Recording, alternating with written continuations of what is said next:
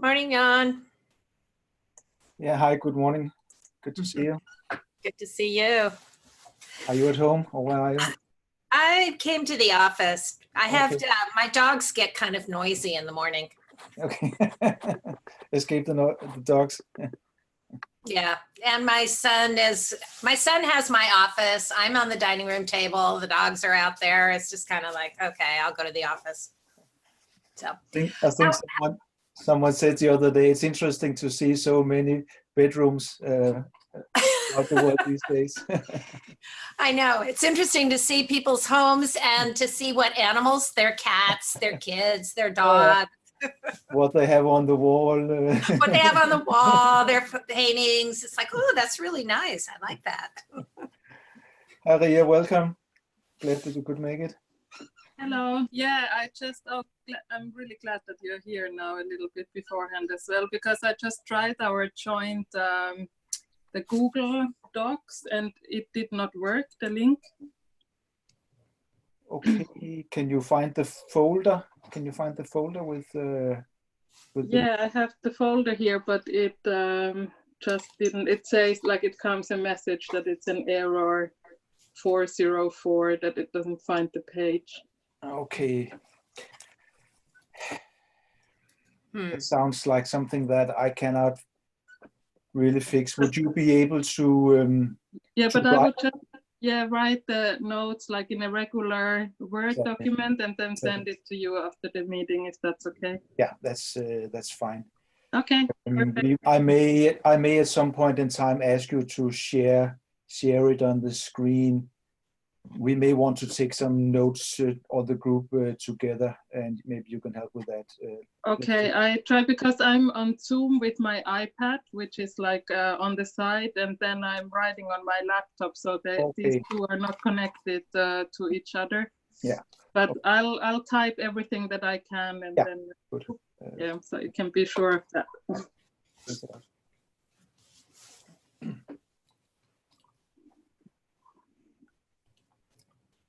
So Jan, this is my first session I've dialed into. How has it been going so far?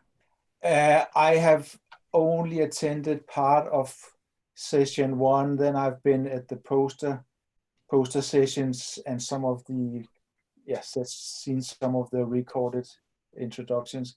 Technically, I think it has worked well. There's been good attendance, which is good. So it seems to have been working well until now. Good.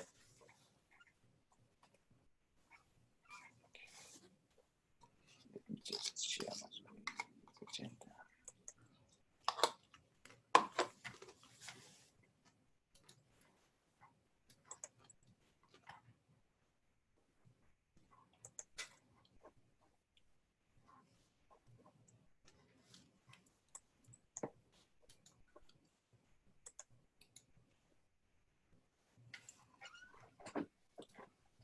Can you see my screen now? Yep. Okay. Yeah, that's great. I'll try to type that before the other ones join us.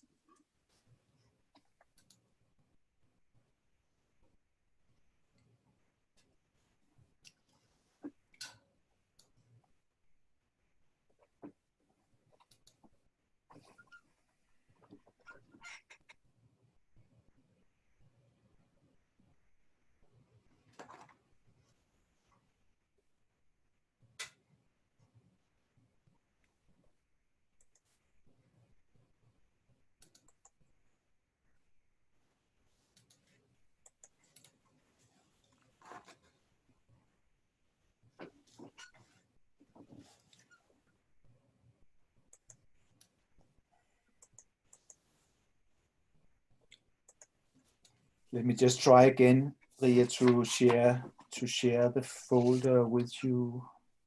Okay.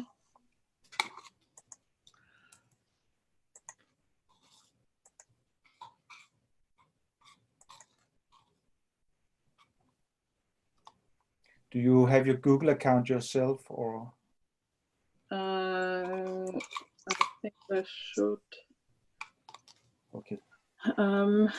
I'll check You should now have received some kind of notice but also that you have Yes. to log into your Google account in order to access, access it.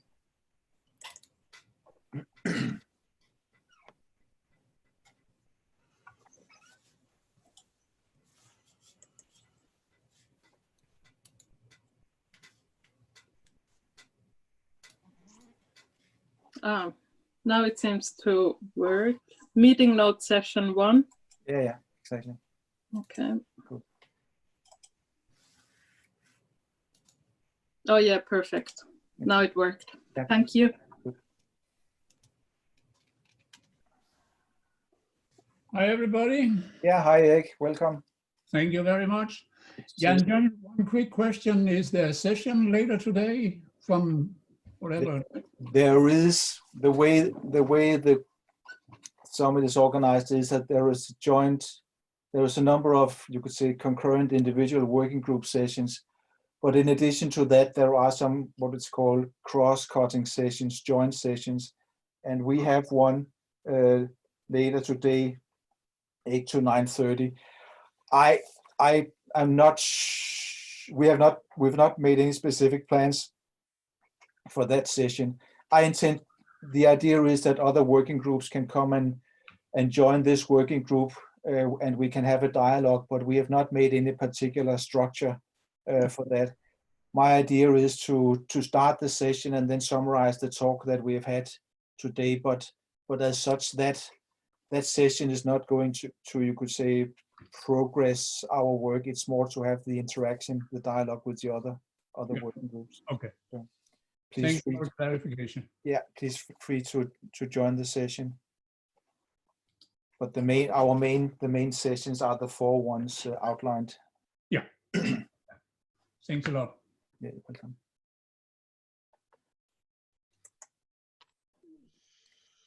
So, yeah, René, Vito speaking. Hi, Vito, how are you? Oh, fine. And sorry, I'm just to be sure.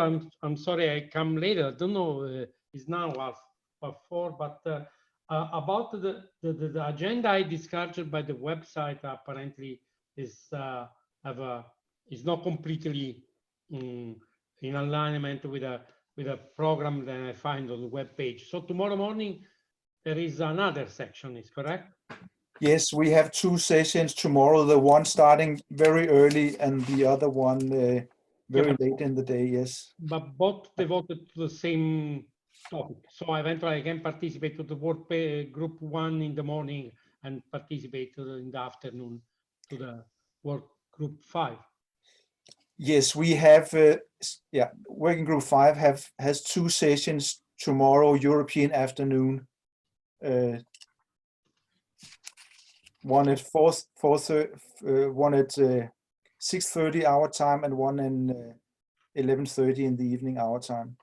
Okay, so there is not the session in the morning, because on the web apparently tomorrow morning also working group 2 and 5 will have a section in the morning. Oh, Maybe I was wrong. Maybe I was wrong in my. the outline of the sessions have changed a bit. Okay. So So- tomorrow the session are in the afternoon and later in the evening. Okay. Yes, exactly. Okay. Just okay. So it's what I was planning to participate. Okay. Okay. Okay. Thank you. Good. How is your health, Vito? My Are you- health is okay. I'm at Good. home, fixed at home in 3 weeks. No, but okay. If you read the newspaper, of course, you are imagining then outside my house is a body along the road. Of course, everything is if you consider the number of people injured are at the moment less than 1% of the population. So, Yeah. so the mood is, of course, then individually your risk is high in the sense that you take the virus, you doesn't know in which way will we end, no? And all people are sure. So individually your risk is very high, but statistically is another story. But we are forced to stay at home. So in the last 3 weeks, I was out only 2 times for food, to purchase food. So, but I'm large apartment, so and also I have a nice family, so it's not terrible. I can continue to work and even to have meetings. So Yeah, good. nothing has changed more my life. For many people, it's completely different, and I'm lucky from this point of view. Yeah. Okay, but then what about in Denmark? Yeah, okay, it's fine. We are supposed to stay at home, but otherwise it's fine. Sorry, I think it's past half past the hour, so I think it's time to start the meeting. Welcome everyone to this first session of Working Group 5. Glad that you could make it. For those of you who don't know me, my name is Jan René Larsen, and I'm the secretary of SAON. I'm also working for the secretariat of the AMAP Arctic Monitoring and Assessment Program, one of the working groups of the Arctic Council. Peter Schlosser and Thorstein Gundersen are the chairs also for this working group, and I will ask them to introduce themselves. I will also ask the rest of you to introduce yourself in a minute. But before we do that, there are also a few practical things before we go to that. Peter, maybe you want to say a few words about yourself.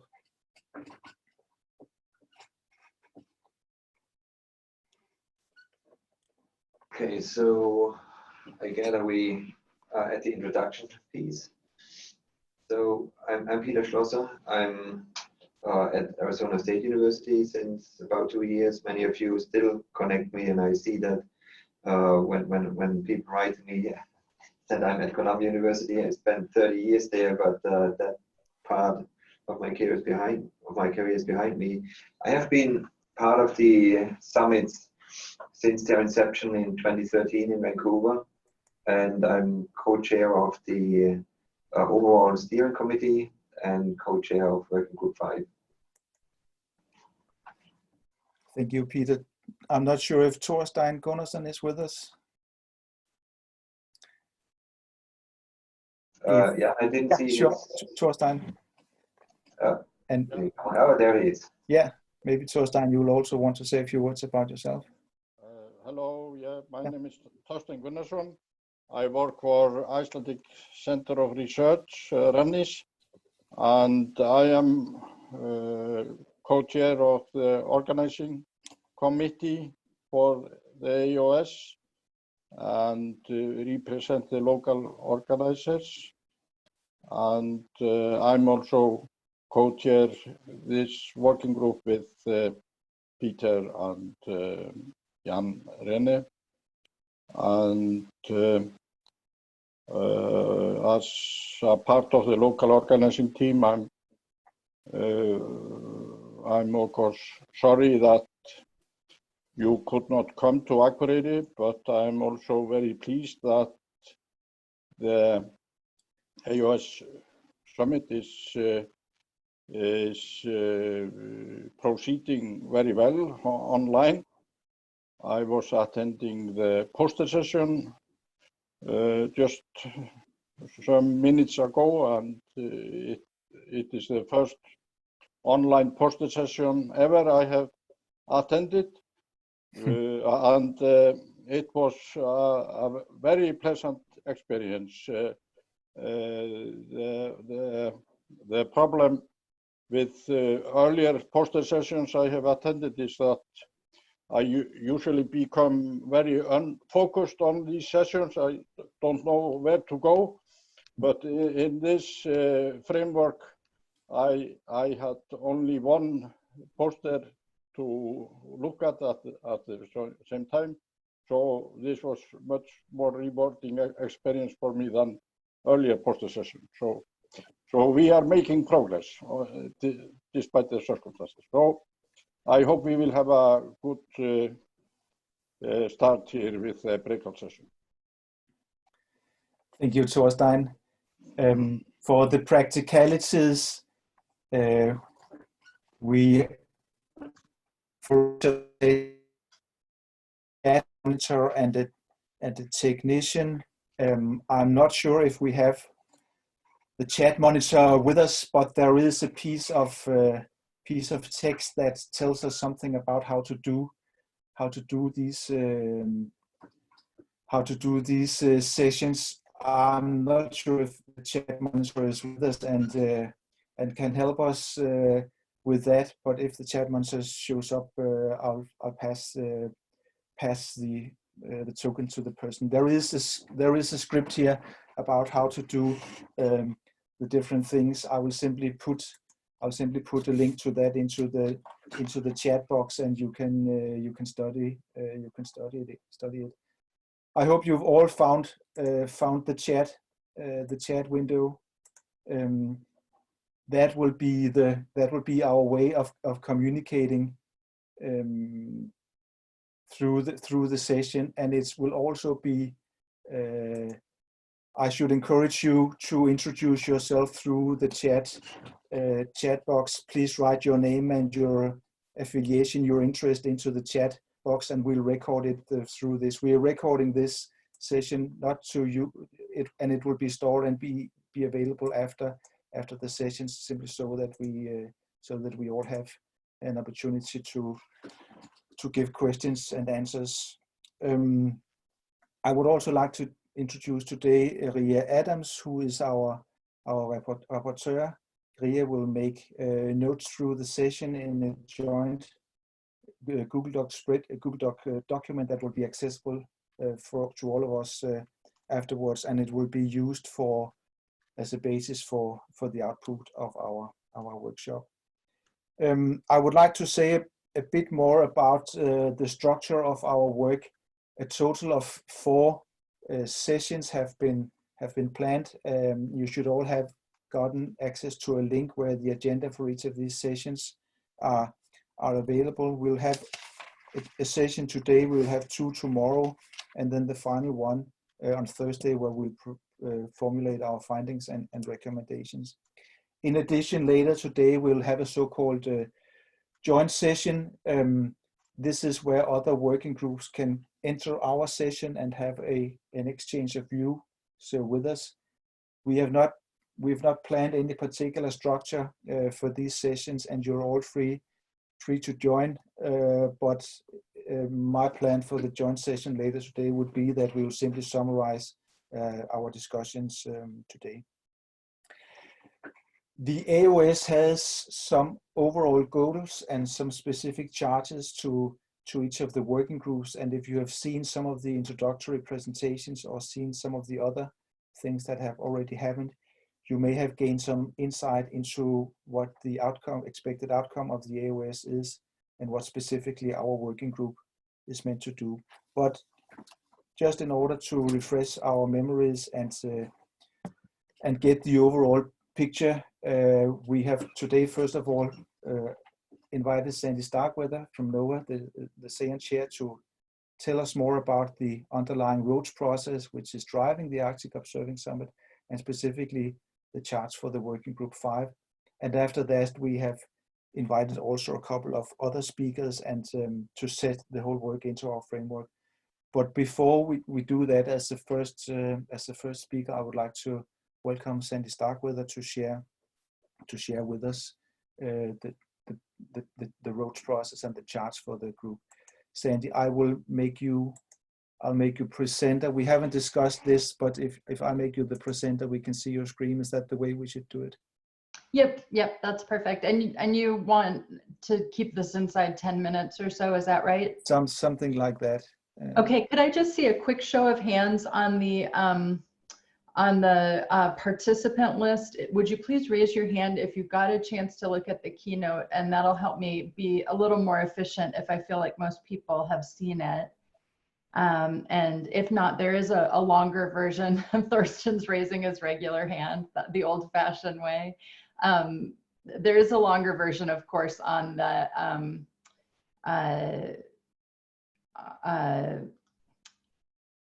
on the website of this same presentation. So 1 second, please, and I'll get back to my screen sharing. And I'm a bit lost in the technicalities here. I can make you the host, but how do I make you the presenter? So you'd have to unshare your screen, okay. And then I can, if you might need to make me a co-host, yeah. Which is a right click on my name. But first you have to unshare your screen. You are now a co-host. And now I press stop share, which, yeah, should allow you to take the ownership. Very good.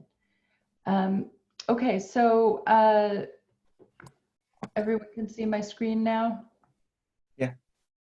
Okay, so I see about a third of the hands up. So so I'll just hit on a couple high points on the big picture, but mostly what I wanted to focus on was more of what we're doing in the roads process. So again, Jan said I'm serving as the chair of SAON, and I've also been leading the SAON's road mapping task force, which was impaneled in February to take up improving our definitions and understanding of what we wanted to accomplish in our roadmap. The names on the left-hand side of this slide represent the drafting team and include representatives from our organizational partners, from ICC to the global networks to like WMO and GEO, and regional networks, Circumpolar Biodiversity Monitoring Program, program managers, policymakers. So we really wanted to try to have a representative snapshot of SAON's position on this group, and I think it really helped with our process. So we completed our draft in August, got more than a dozen review comments by October. We resubmitted this as a white paper to the summit, and then the summit is just a key opportunity for everybody at the summit to really contribute and vet the process and make sure we're going to be on the right track for the road ahead. Okay, so these are the 4 questions that I address in the keynote. In this setting, I'm really just going to focus on what makes up the process and how do I get involved, which includes the charge to the working groups. The high-level summary of why, the one thing I want to emphasize is that the roads process was really designed to address some of what we saw, pardon me, as the systemic issues at the global, local, and regional networking level. And so you'll hear me touch on those scales as I go through, and in particular on what we view as some of the remedies to some of our systemic disconnects in empowering these networks in the Arctic. SAON released a decadal strategic plan in 2018. And so the roadmap, I'm clicking through the 3 goals of that strategic plan. And as you can see, the roadmap is part and parcel of the first goal. The second goal relates to data systems, which puts the data systems into roads. And the third goal is ensuring the sustainability of Arctic observing, which really kind of speaks to our audience issue. This is both, the audience for this is to help our partners with their strategies, but also to help program managers and policymakers to guide their investments. So collectively, the roads process touches on all 3 goals. SAON had a leg up going into the roads process in the form of this, the result of this workshop report that came out in 2017, a co-led workshop by SAON to establish Arctic-specific societal benefit areas. You see the 12 areas that were identified in the report listed on the right. Again, this was a big outreach effort for SAON, lots of partners involved in the process. And what was critical in this is that it got us to a large degree on the same page about what the Arctic specific issues are that we're trying to address with an observing system. These 12 areas, if you go down several layers in the hierarchy of what's called the value tree for Arctic observations, you get to the key objectives layer. Those are much more detailed, more than 140 key objectives that we'd like to see the observing system ideally support and address. I'll talk more about how we can use this in our assessment process, but I just wanted to point out that we have this great thing in place, and the roads process is a way to put it into use. The task force focused on a couple principles and assumptions that we felt were really critical success factors for the roads process. And first and foremost is that we really need to support our Indigenous partners in their equitable participation in this process through funding. So where possible in where SAON and the roads process has the mandate, for example, in accepting partnership opportunities, this is something that we're going to continue to underscore, is that our partners at the global and regional level for sure need to include this kind of funding so that we can move towards co-production of knowledge in the framework. Second, and this is very relevant for this group, is that we wanted to design something that was relatively light and that would complement and integrate the planning processes that are already out there, that the networks are already using, the global networks and the regional networks in particular. We don't want to overrate what they're doing. We want to link strategically with it. And so I'll show you an example of what that looks like a little further down. And then of course, the last piece is we know that there's going to be partnership coming from a lot of different directions. There's going to be differing capacities across partners and readiness levels. And we want to just be flexible while we're going for a kind of holistic systems level view of what is needed, supported by those 140 key objectives. You can think of that as being sort of where the holistic systems level view of Arctic observing is going to find its anchor. We also know that people are going to have to step into this and do it piece by piece. So one of the elements that the roads process talks about is value tree analysis, and that's supported by things like the societal benefit areas framework, but you can really cut and paste a variety of different frameworks on the left-hand side of this diagram. UN societal sustainable development goals, other kinds of framework to optimize observing. I've just chosen the food security example out of the societal benefit framework that we've developed to show that what you do in this process is you begin to step down or step left to right through the value tree, where you link the kinds of applications or even key science questions at the highest level to these objectives.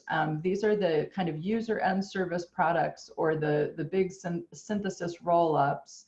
And we know that on the other side of the value tree sits the rudimentary observing system inputs, which themselves build forward into kind of this layer of intermediate data products. And what we find in between is what is often called the valley of death. While I show a lot of linkages here, we know that often there's a lot of disconnects bringing the lower level or intermediate data products into an end user service kind of a function. And if we're going to support societal benefit with our Arctic Observing Network, it's critical that we understand how to build these linkages. So in referring back to the complementary approach of the roads process, one of the elements that we identified that the global networks use a lot are essential variables.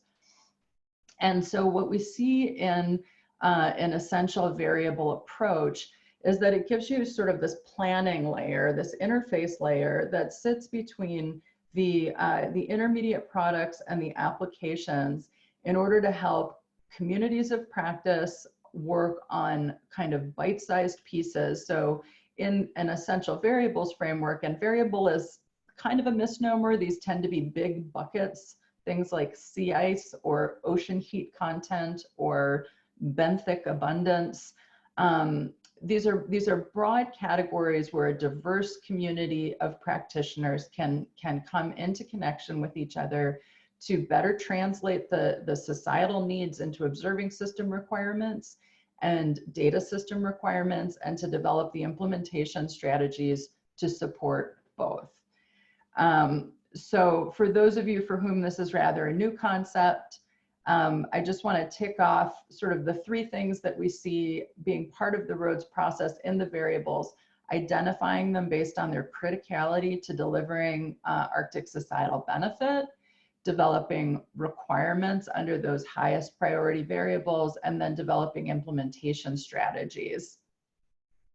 In this small example, I show one outtake of the requirements from the global variable for sea ice under the climate and ocean observing systems.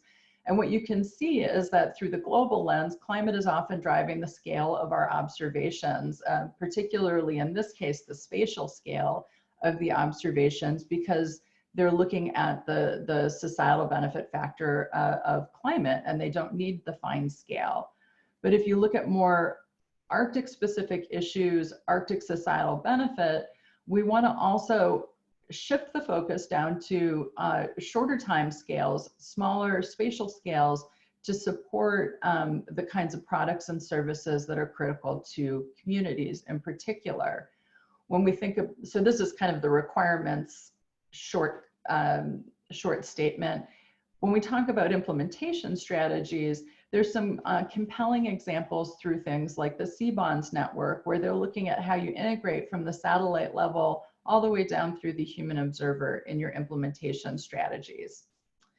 So I have a couple examples. There's probably not time to go through the examples right now, but in these examples, both of which follow that value tree analysis, you can begin to see how an Arctic specific extension of essential variables begins to broaden the data systems and the observing systems that we're drawing from to meet a wider range of societal benefits. This is an example for sea ice. This is an example for rain on snow events. These are just candidate consideration. They're not yet what we have adopted into the roads process. But some of what you learn as you incrementally build up these definitions, you might have noticed that on the previous slide, passive microwave products were part of the observing system. Human observing systems were part of the observing system. We're going to begin to see these commonalities and begin to pay special attention to those aspects of the observing system that many of our societal benefits are reliant on. That's going to help us get focus. So in the charge to the working groups, you can see for working group 5, there's sort of lots of tasks on the list. And Jan has more elaborated more on the language for what we're looking for under things like helping to identify impactful essential Arctic variables. I'll repeat that we're really not looking for a lengthy list to come out of the roads process, either the observing summit or the roads process. We're looking for a short, highly impactful list, and how we assess those highly impactful places to get started on is going to be one of the things we want to hear from the working groups. Recommending how we organize the information that's gathered in this process, which we're referring to that organizational structure as the schema. What should be included in the roads schema? And then some of the preparatory work that this group has already worked on is the engagement strategy across a variety of networks at the global, regional, and local scale. And I am going to just click through this last piece really quickly. This is more of a graphic representation of what I just described in the tables, mapped out on the value trees. This information is included in the keynote address, and Jan will have a copy of these slides. But I'll just flash up this table that I've slowly been taking notes into as we've been showing it. This group got started, got off to a great start in filling out this table about how we move from the sort of conceptualization of roads into really engaging and mobilizing our partners to support the process. So, while this looks like a lengthy list, it doesn't mean that we're going to get started on all these things at once. It means that when we identify critical essential variables, who might be the expert panels that come into the roads process to support that 3-step process I described. And then the last piece is that we're also, SAON is planning on having an advisory panel to support this process.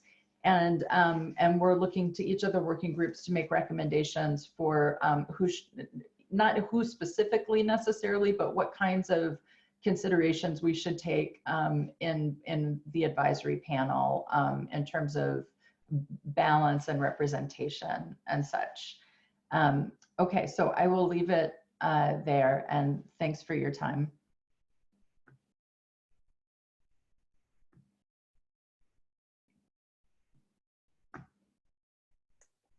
Thank you, Sandy. I will just try to share my screen again. Okay, so I'll unshare. Where did my meeting controls go? I think I can take it actually. So. Oh, okay. There you go. Yeah. Thank you. Thank you, Sandy. Just returning to our agenda. As Sandy said, as part of the roads process, some expectations to the Arctic Observing Summit and from this working group have been formulated. We are in a three-step mode where we identify variables, we define their requirements, and we go into implementation. The process is very well aware that so many other initiatives are already doing this work, so we know that what we want to do here is supposed to be a light process. One of the things that we would want to figure out is how to structure information, both you could say within the process itself, but mainly what structures other initiatives have in place so that we can learn from this.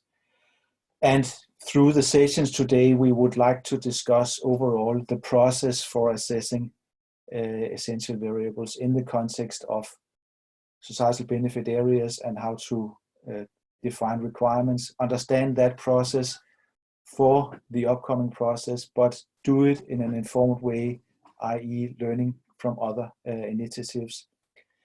The title of our working group has to do with doing this in a global context, but I would like to add also to do it in a regional context. We will discuss with global organizations and initiatives as well as regional ones what they have been doing already, how they have organized such processes and learned from them. We would like to know from them how they have defined impactful essential variables, what have been their process, their criteria, their way of defining essential variables. We would like to learn from them how existing global essential variables can inform and be reused in an Arctic context. And finally, we would like to set up an engagement process. As Sandy said, this will be driven by expert panels that will each have their field of expertise to work with, but also an advisory board. And we would very much like to see regional and global initiatives to work with these processes. So one outcome here is also on engagement. The way the idea is to organize this is, as I said, we have 4 sessions, and today the goal of today is to introduce the framework process. We would like to look at present examples of how similar frameworks have been used in regional international organizations. For the first session tomorrow, we would like to learn more about the actual process, summarizing from the presentations today how is this done, and try to formulate our own expectations to such an assessment process. How should it be done within the roads process?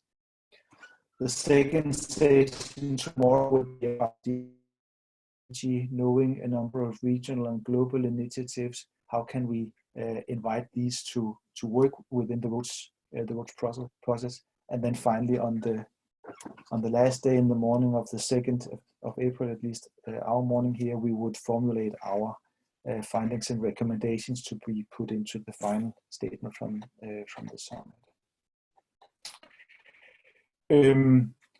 As I said, we know that a number of regional and global initiatives have already been involved in this process. And one of the last slides that Sandy showed us was an overview of how various initiatives, both at the global, regional, and local level, have worked with these. And as I said, we are here to learn, and that's why we have invited speakers from regional and global initiatives to share with us their experience with this process. And the first speaker that we have invited is Erik Buch, representing Eurogoose, but you've also been engaged in Antares, and you have provided a significant input in the preparatory process for these working groups. And we have asked you and other speakers to share with us your experience. We have actually formulated 4 questions to the speakers today. We would like to know from each of the initiatives to what extent they reach into the Arctic, both in terms of instruments, spatial resolution, etc. Then we would like to know what processes they have been using to identify their high priorities, variables, and if societal benefit areas have been a driver for that. And these 2 questions will also address these at our first session tomorrow at session 2. Then we would like to understand from these initiatives how the roads process can take advantage of what has already been done within your initiative. And that will be part of the engagement discussion that we'll have in the 3rd session. And then prior to the AOS and to this process, we have had a so-called white paper process where we have solicited white papers that also were meant to address the questions that we have here in Working Group 5. The planners of this working group have already reviewed these white papers, and we would like to learn from the speakers today if they have identified additional relevant initiatives that they believe should be taking into account being engaged in this process.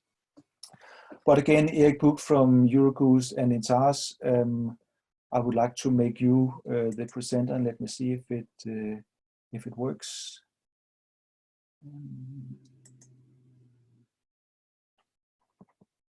Can I do anything on my screen, or can you do it? I think something is coming up now, and you should just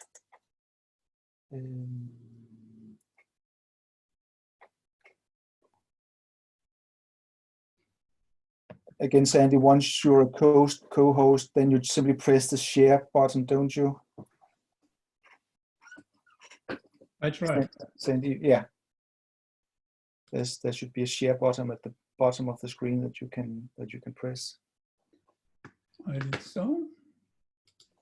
Yeah, we can see a screen now. Oh, fantastic. Yeah. And you may want to introduce yourself. Thank you for joining us. Yeah, thank you for inviting me. I work as a senior consultant for Eurogoose, and in that capacity, I have been engaged in especially 2 projects. It's Copernicus in situ coordination work, and it's the Antares project. So this presentation, I will try and summarize the findings that we have done in these 3 organizations, you can say, that address or that could be a benefit for the roads process.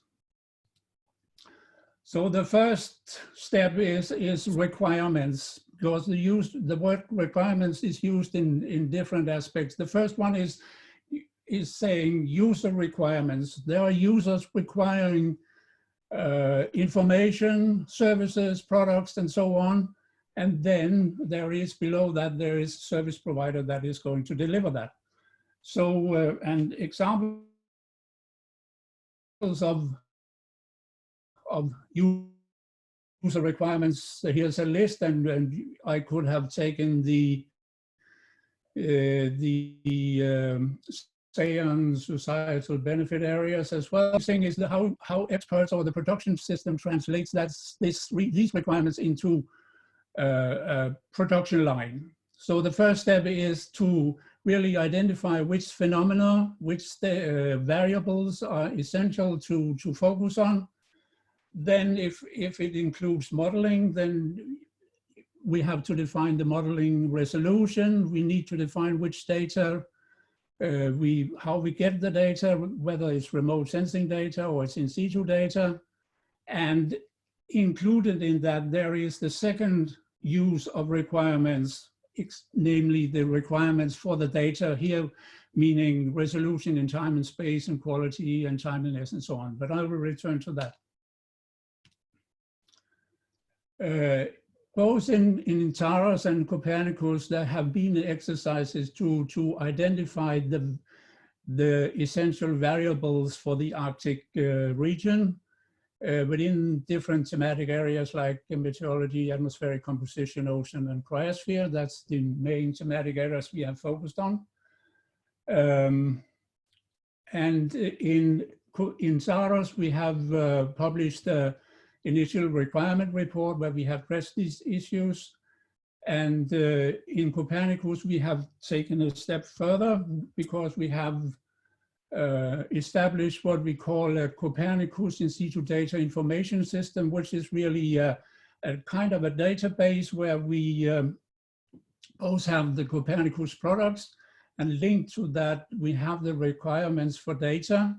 And we have also an overview of the data that are used in the Copernicus production line. But here, let me focus on the requirements, because we have in the system built it in the way that we define the variables, which is the left part of the column, and then split it up into uncertainty, update frequency, timeliness, and then horizontal and vertical resolution. The examples here given are examples of ocean essential variables, and they are primarily, the information here is taken from the work that is done within the Global Ocean Observatory System, or GOOS, because they have had expert teams that have spent a lot of time on defining the essential variables and also given guidelines on the different things like spatial and timely resolution and so on. But so I would say here that the essential variables for the ocean is fairly well defined, but what we really need to discuss when it comes to the Arctic, and for that matter also other regions, is what is needed in resolution in time and space. Here I've given examples, but I have made a small calculation for the Arctic, because it's important to be realistic when you define your requirements for resolution in time and space. So based on the Arctic area, you say if we have a horizontal resolution of 100 kilometers or 300 kilometers, and we have a time resolution on 7 days or 1 day, you can calculate the number of observations you need per year. And I have done that example for TS profiles and for oxygen, just to give an example. And then on the right side, you have the number of observations that was made in 2019. So you can see it really matters whether you have a horizontal resolution on 100 kilometers or 300 kilometers. The 300 kilometers was actually selected because that's the goal for the Argo float community, to have a coverage of 300 kilometers. And if we focus on the 300 kilometers, and you can see that the number of observations are close to what is required. And the reason for this exercise is that it's important to be realistic when you talk about logistics, what is possible to do in reality, and also when it comes to economy, because it's very expensive to do these kind of observations. As I said, 300 kilometers, we are close to the numbers that is required, but, and there is a but, because if we look on where the observations are done, we can see that they are not distributed equally in the Arctic Ocean. They are mostly just on the rim of the Arctic Ocean and very few observations in the central Arctic. So this is an issue, but I will return to that later on. Based on this and the Copernicus community, they have articulated a concern about the availability of in situ data in the Arctic region for their purposes, meaning that that's for validation of models and for satellite observations or assimilation into models and so on. So the Copernicus in situ group, they was charged with a task to try to map how much data was really available in the Arctic region. We have published a report on that, and the main conclusions from this report, I will go quickly through them. The first one is that data are collected and they are stored at different places, nationally, internationally, on funding agencies and so on. So there are different places to go in order to get the data. Much of the observations are done on a national or via national programs, so they reflect national priorities, and indeed they also reflect that there is a need for international coordination in order to make an Arctic observation system. As I showed on the figure before also, and maybe also the one here, is that the number of in situ observations are very sparse in the central Arctic. Several of the Copernicus services expressed that the limited amount of data actually is a bigger problem than the quality of the data, although the quality of the data is an issue in itself. And then we also have revealed the lack of data management structures on several data producers, which makes it difficult to use the data. The figure shows the availability, or the not availability, but it shows observations done by our Russian colleagues, but these data are not available due to data policy. But there's a huge amount of data that would be very valuable for the community to get access to.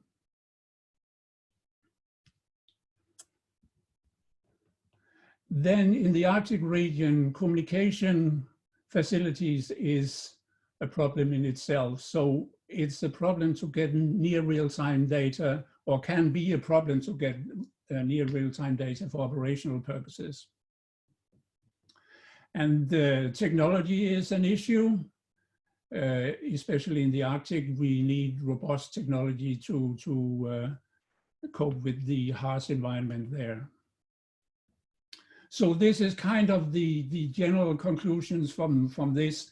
And one of the recommendations from this work also is that Copernicus really needs to be engaged with international organizations like SAON, like IOC, and like WMO in order to get this international coordination. So I really hope that SAON will involve Copernicus in this, in the roads work.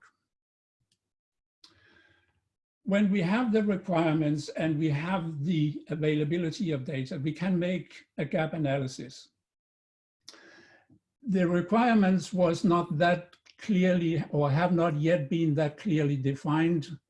So detailed gap analysis has not been possible, but we have identified 4 categories of gaps. So the first one is missing observations. I think the figures I've shown clearly shows that there are areas in the Arctic where data are missing. But there's also another issue, is that observations are done, but data are not shared. So that's another gap.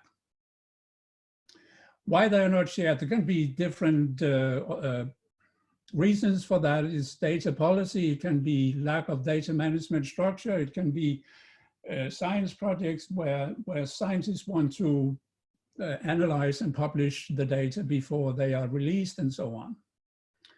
Then there are sustainability gaps. I will show that a little bit about that later on. And finally, the technology. In order to do the measurements, we need the right technology, and there's a need for a continuous development of technology in order to be able to observe the variables we need. So a couple of words on sustainability, because that is another activity that we have done in the Copernicus program. We have made a survey on the sustainability of in situ observations. So this figure here, or this table, shows you the funding mechanisms, and I will focus on the other one.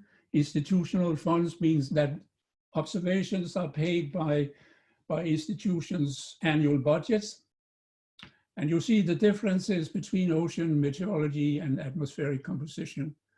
Clearly, meteorology has a high rate here, 73%, which means that the nationals meteorological organization do their regular monitoring. The ocean part is a little below 30%, so that's very small.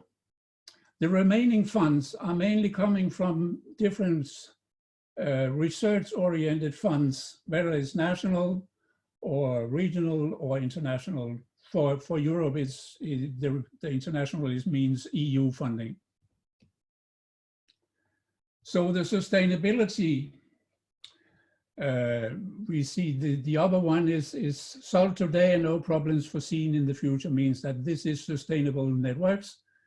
And the numbers here are very much like the other numbers in the previous table. So a little less than 30% for the ocean, close to 70% for meteorology, and 30% for atmospheric composition, which means that a major part for ocean observations and atmospheric compositions are made via research projects, time-limited research projects, which means a sustainability issue, which is compromising long time series, area coverage, and so on. As I said, it's important for Copernicus to be engaged in internationally cooperation on establishing requirements and issues related to an Arctic observing system. So I focus here a little bit on the goose because I'm a physical oceanographer, so I focus on the ocean, but you could do the similar thing also for WMO or so on. But IOC has a program called the Global Ocean Observing System, which try to address climate research, operational oceanography, and ecosystem health monitoring. And the work in GOOS is organized by the having established expert groups, as I mentioned before, that have been very active in formulating essential ocean variables. And the part of the practical work is done on a regional basis. So there are established GOOS regional alliances. There are 13 of those for the time being. And there are none for the Arctic.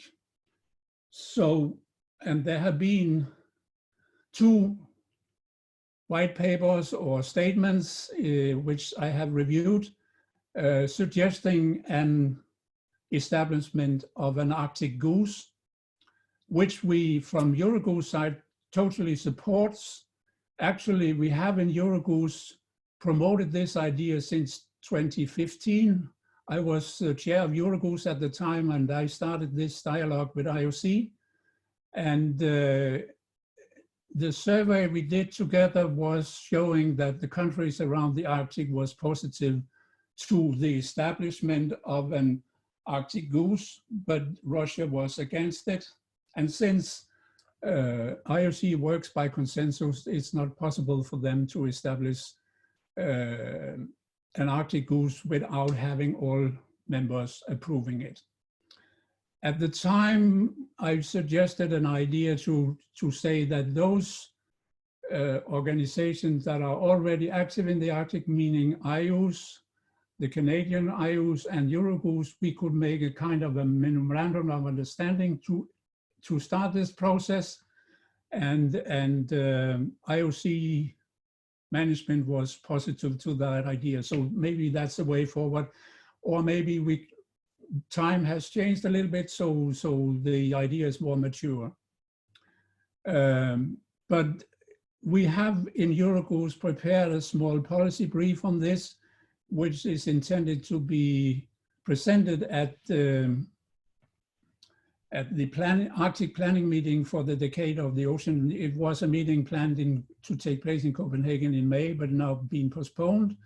But we will work on this issue anyway. If you saw the previous figure, you saw the SAON was mentioned. I must clearly say here that we don't see SAON as being the Arctic goose, but we certainly see a close cooperation between an Arctic goose and SAON, and an idea could be that the Arctic goose could be the marine component of the SAON implementation plan. So with that, I will end my presentation and hope it will create a little bit of discussion. Thank you very much.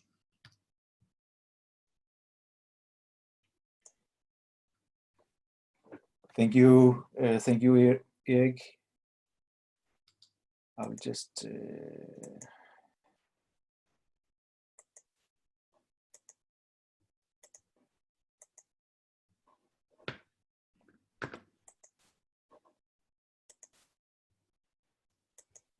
I was just interested if you maybe could elaborate a bit on the on a couple of points here, and I was specifically interested in the process. You said that you had engaged with the community and they had formulated requirements. That actual process of turning many statements, I believe, from the users into I guess your database structure. It's of course a technical one, but there must also have been some assessment, some evaluation process. Could you elaborate a bit on what you did there? Yeah, we have done it 2 steps, because in TARAS there have been a process of contacting the members of the TARAS consortium and asking them what kind of data they need, and also what data they are producing. So it kind of an assessment of what exists within the TARAS community, and then also an assessment of what their requirements are. So that is one way to do that. And the process is kind of similar in Copernicus, where the services, I don't know how much you know about Copernicus, but Copernicus is split up in different services. So there's one for the ocean, there's one for climate, there's one for atmosphere, and so on. And then on top of that, there are satellite community, which is the European Space Agency and the European Meteorological Space Agency, EUMETSAT. And each of these services and satellite communities, they have as part of the process we performed in doing this Arctic survey, they have articulated their requirements for data for their particular purposes. So that has, of course, a Copernicus flavor, but they have been clear in what kind of variables they need, what remains, and what I think, that's what I'm trying to suggest also with my presentation, is the next step is really to have a discussion on the requirements, meaning what kind of spatial and time resolution is really needed for the individual services, and what is the quality of data, and especially the timeliness. Timeliness of data is important because we know from the survey we did that there are data around which are also accessible, but the timeliness is not right because they are delivered in delayed mode. So for operational services, it's too late.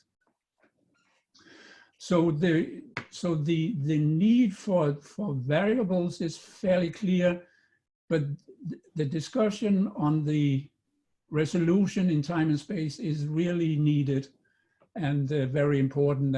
And I hope I show with my table that a clear discussion and clear definition on that is very important, because one thing is what we can scientifically say we would be beneficial, but is that realistic from a logistic and financial point of view? Yeah, thank you. There, I have several questions, also some very practical ones. You told us that you have a database, and one thing that we will be looking into is how to organize all of this information. And I think it would be important for the Roach process to learn from existing databases. So the database that you have, is that publicly available? Is it machine readable? Can we interact with it, perhaps even use it, or what is the status of that? In the present version, it's restricted. So it's us in the group of the Copernicus in situ coordination that have access to the database. We can produce reports from this database. So if you have needs, we can produce some reports and bring it to you in our future discussions. The future plans on making it more open, it's something we need to discuss with the leader of the Copernicus in situ coordination, which is Henrik Sten Andersen, who was giving a presentation on Working Group 4 earlier today. He's really the lead and the one who decides this. Okay. Thanks a lot. We will come back to your work and the discussions also in subsequent sessions. I should remind you that there is this raise hand facility which allows you also to raise your hand and give questions, and I'll try to manage that. But for now, would there be more questions to Erik? Again, the presentations that we have today are meant as input to our subsequent discussions, so there'll be more opportunities to raise questions and discuss this. If there are no questions right now, then I would like to ask Hage Likahaven from SAOS to tell us about, also share with us the views on the different questions raised here. SAOS is you could say a regional initiative located at Svalbard, but in my view has been going through a similar process to what we would like to do in a Roach process. So I think we have a lot to learn from the SAOS experience. Heike, I should try now to make you, first of all, the co-host, and that should allow you to press a screen where you say share, and we should be able to see your screen. There should be a button. Yeah, something is happening now. Yeah, we can see your screen now. And you may want to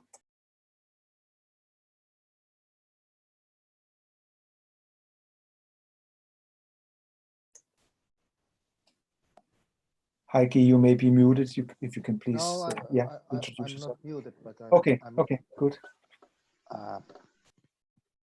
I'm just not seeing what I'm sharing, but I hope you can see what I'm sharing. Can you still see the presentation? Yes, we can see it now. All right. Go on. As mentioned, I'm the representing SAOS. I'm the current director of Svalbard Integrated Arctic Earth Observing System. And what is SAOS? So SAOS is, as Rena mentioned, observing system with the regional scope. So I'm gonna tell how we ended up to our essential Svalbard variables, or we call them as SAOS core data. So the SAOS is actually a consortium of institutions with research infrastructure in and around Svalbard, and it's within Earth system sciences, and we try to promote multidisciplinary approach. So the focus is in long-term observations to tackle the problems of different kind of processes, and especially interactions between different spheres.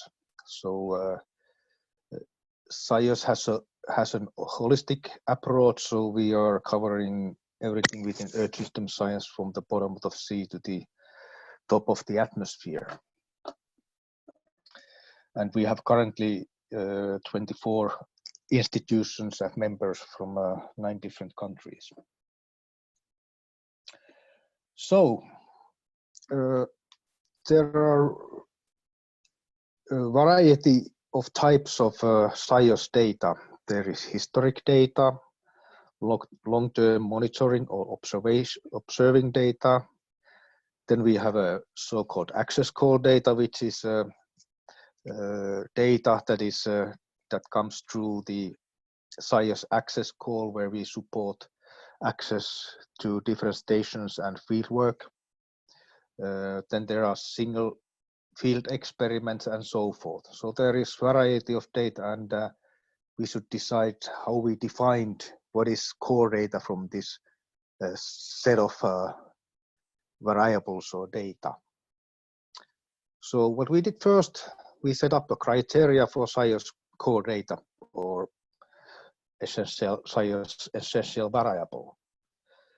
So there should be, first of all, some scientific requirement, or you can also say that it should have Arctic societal benefit. Then there should be a member commitment, and data should also be available. So let me dive into a bit more detail what this means. The scientific requirements. For SAOS, the scientific teams that guide the observations and optimizations are state variables of importance for global environmental change, energy and mass exchange, effects of human perturbations, and effect of global environmental change on organism populations and ecosystem. And as has been discussed quite a lot in this session, and also in session Working Group 1, there is no need to invent the wheel again. So we have taken the advantage of essential climate variables defined by Global Climate Observing System, and they have different kind of standards. They can be WMO standards, or they can be different kind of other standards or harmonization methods from other research infrastructures like Actris or ICOS. And also we are using Global Change Master Directory keywords. And what we did, we actually interviewed a bunch of modelers and remote sensing scientists. So we get what is the user needs, and what are the important for Svalbard. So we got quite a nice list of wishes and variables from taking all of these into account. But then we also think it's important for us, for SAOS, that there is a member commitment. So the institutional commitment to maintain the observations or measurements more than 5 years, so we can get the long-term trend. And this also means that there's a commitment to keep the observations running and also make the data available, which was the third pillar of the criteria. So the SAOS, this core data should be available through SAOS data access point, and it must be described with the rich metadata. And there should be institutional commitment to provide timely access to data, which means that the data is made available within 1 year from the observation. So with these the 3 pillars and different kind of core SAOS data, we end up with the SAOS core data. But there are also so-called core data candidate, which means that some of these 3 pillars are not completely fulfilled. For example, data availability. So it might be that it's not available through SAOS data access point, or it's not delivered in time on their, yeah.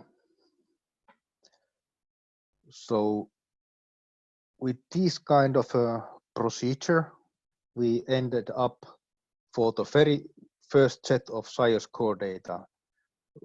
There is more than 46 different kind of variable from different spheres. And I must point out that this is the first set of SAOS core data. We have also a process how to include new variables into this core data, into this set of core data. So now when we have defined what is criteria for the core data and the very first set of the core data, the next step for us is the mapping of core data observations. Where are the observations made? How are they made? What protocol they use? So there we have the tool for that. It's called Observation Facility Catalog. Sorry for the misspell. And that's also something that is available when we have finalized it. The catalog is freely available in the internet. I mean, you can check where are the, for example, temperature observed around Svalbard. And this observation facility catalog helps us also to make gap analysis.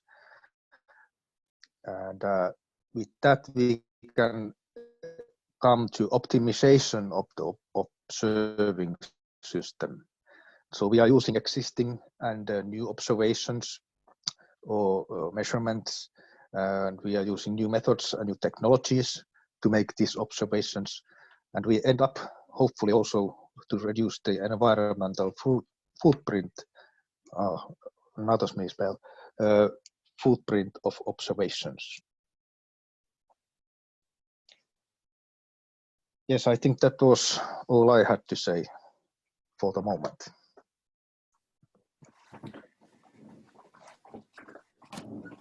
Thanks a lot, Heikki.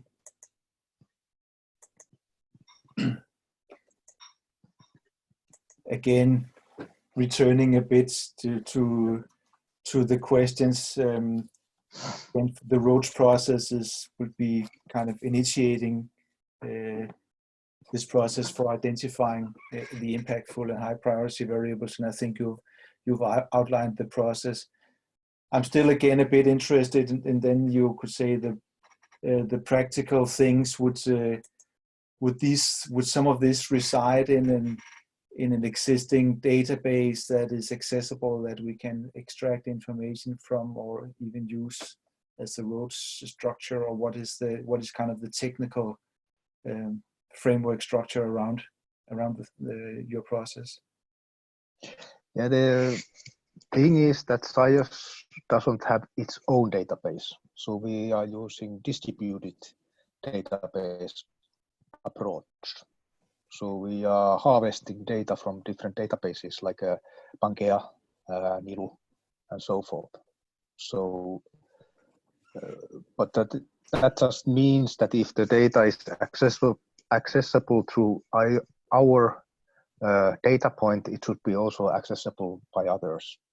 If not, then it's accessible through our data system. I mean, we are very fond of fair data, so all our data is open, free, and should be also harmonized.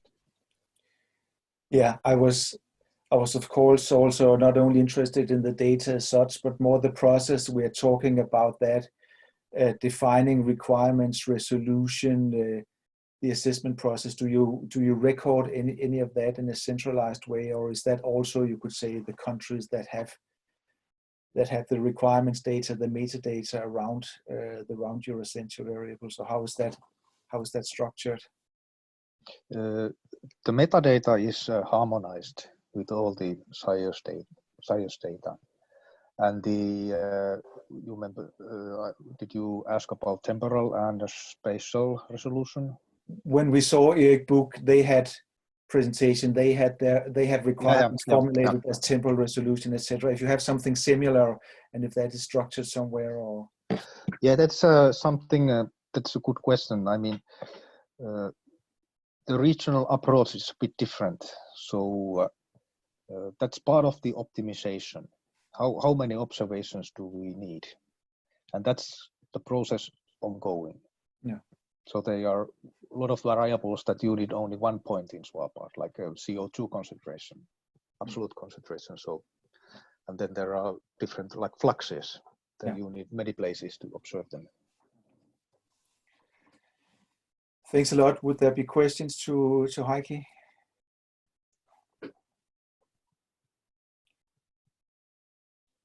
I have a question. Go on, Peter. Yeah, Heikki, in terms of determining the resolution in space and time, as you said, it's an optimization problem based on the region and the issue that you're addressing. What kind of observing system design are you using there, or methods of observing system design, or how is that done? Are you using models for that, or empirical methods, or a combination thereof? It's a combination of those. I mean, it's a combination of in-situ observations, experts that defined how many, well, let's say top of my head, how many temperature observations you need in Svalbard. But of course, that's also related to modeling, climate models and meteorological models. So we are utilizing the modeling experts, and also the CalVal activities. Where do you actually need the observations? Do you need it in the glacier, or do you need the sea ice, or where you need the observation? That's naturally one of the biggest, or one of the big issues in designing an observing system, how to optimize the deployment of sensors, and how frequently you have to take data in specific regions. And we are sort of going around that issue since probably more than a decade. I mean, going back to the initial WCRP programs, probably 3 decades, and that doesn't seem to be something that is easy to generalize. So probably, especially for regions like the Arctic, with all the different domains, the different geographical needs, that will stay an art. But to the extent that we can learn from each other, that actually would be great. Also to learn, how the regional programs are doing it versus how the global programs are doing it, and if there is something that can be exchanged. Thank you. More questions for Heikki? Yeah, Jan, this is Molly Buchanan. My question is, who are your primary users of your observing system? Who is your audience, your target user community? They are the SIOS members and modelers and CalVal activities. And of course, we are providing the data also for the society and the knowledge to society. Okay, but the primary user is for the scientific community, correct? Yes.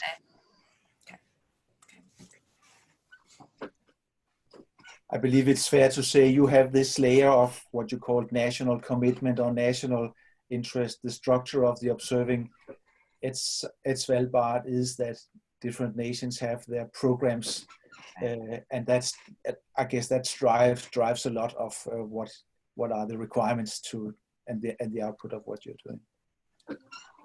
Correct. Okay, further, any questions? Other questions to Heidi?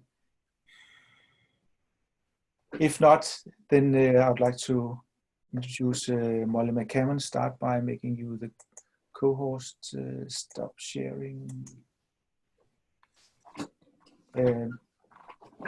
Molly is leading the Arctic Ocean Observing System, another example of a regional observing initiative that we would like to learn from in the ROADS process. And yeah, Molly, you should, yeah, if you could introduce yourself and share your screen, then that would be good.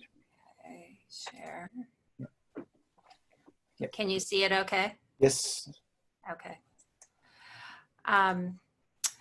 All right, I'm going to talk about my program, which is the Alaska Ocean Observing System.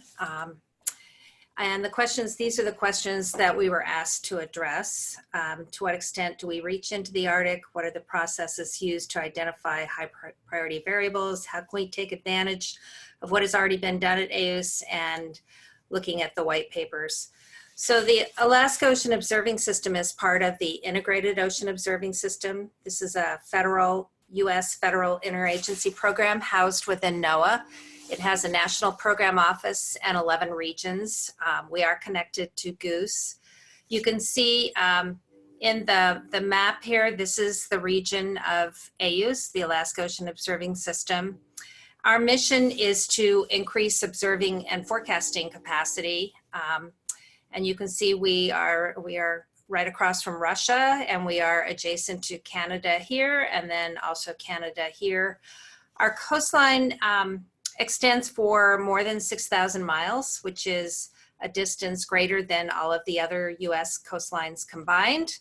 And including our islands, we have almost 34,000 miles of shoreline. And when you add all the little tiny inlets and everything around here, we have over 47,000 miles of coastline. So it's a huge coastline.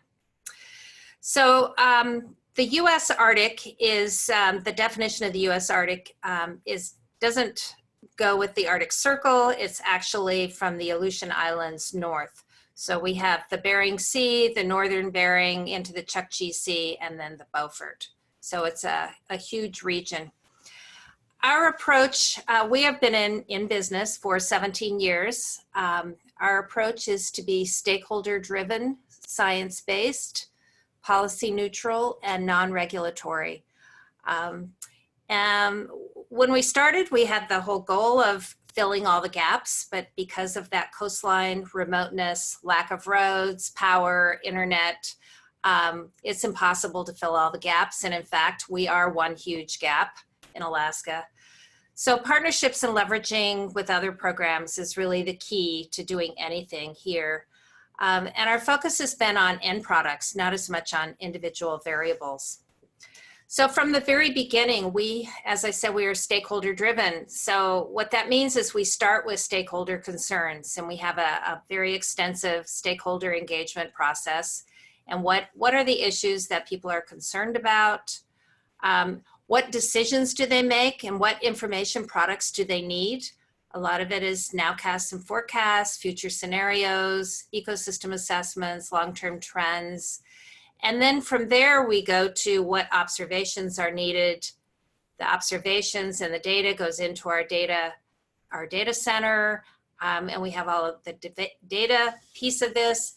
And then we get to the outcomes, and it creates a big loop, because once we get to the outcomes, we go back to the stakeholders. Are these products meeting your needs? So it is very stakeholder driven process.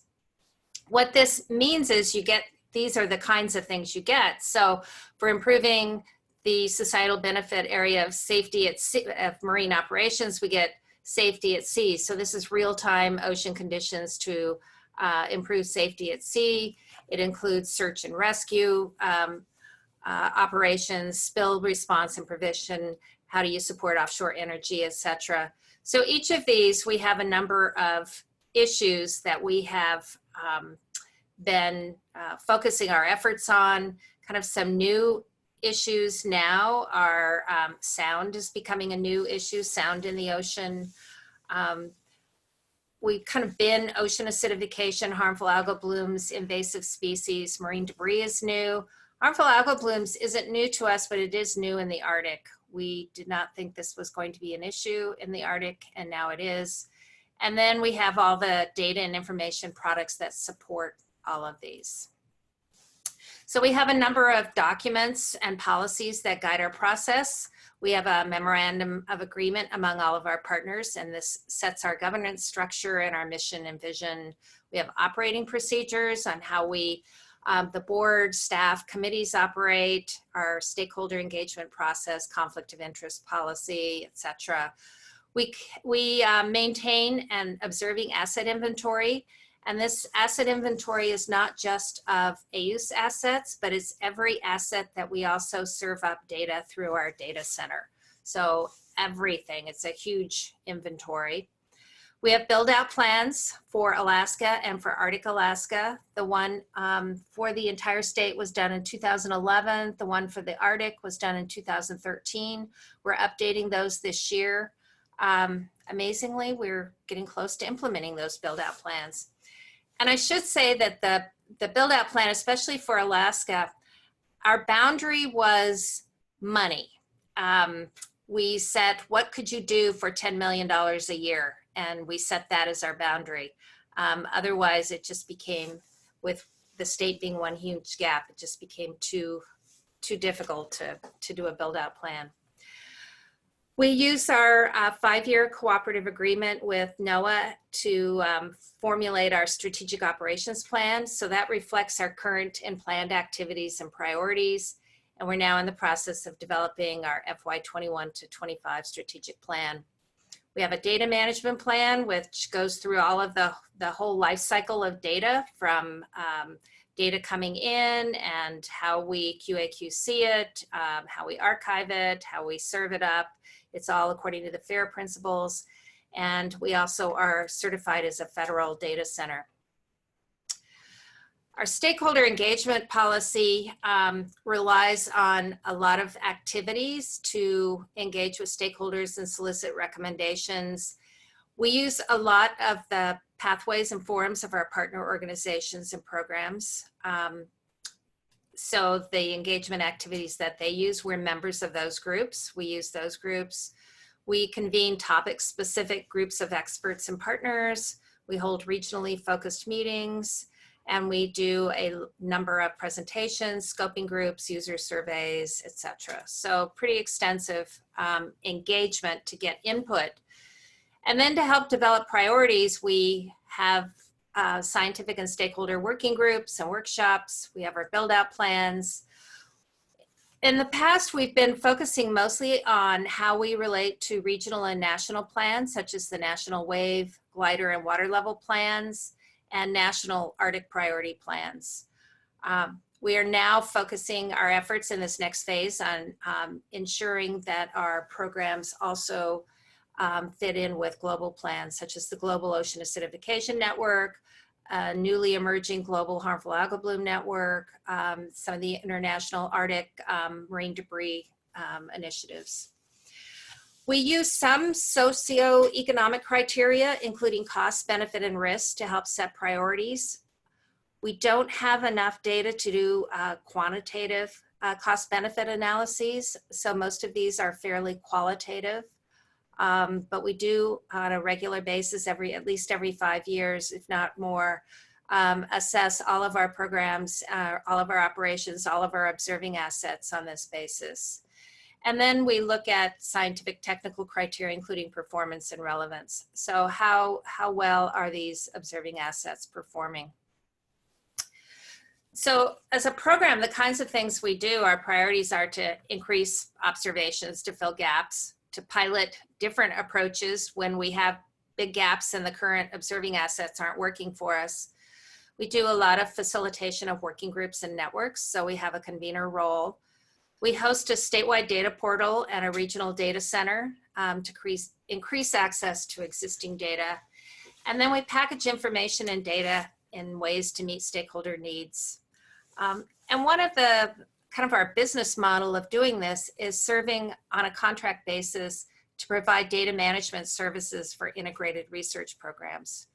So because we are the data manager of these integrated programs, we then have access to all of the data when the programs are complete and when the data becomes publicly available. The kinds of observations that we look at are shore-based radars for currents and sea ice in near real time, moorings for ecosystems, waves, ocean acidification. We've had a pilot glider program in the Chukchi monitoring marine mammals. We're expanding that now to the Bering Sea and the Gulf of Alaska as well, and working with Craig Lee to make sure that our glider program and data is integrated into a proposed global boundary current database. We support ship surveys. Our longest time series in Alaska is the Seward Line, and we support partial support of that. We do a lot with weather stations by adding these to the vessel tracking stations and webcams, and then a subset of community-based observations. So the assets range from fixed in situ assets to gliders and ship surveys to community-based observations. So pretty diverse group of observations. One of our key goals is our strategies is to fill observational gaps by using shared platforms that already exist. And a key one is the AIS vessel tracking stations, which you can see all around the state here. And we are adding weather stations to each of these. So we have real-time weather conditions right at the ocean available for local users.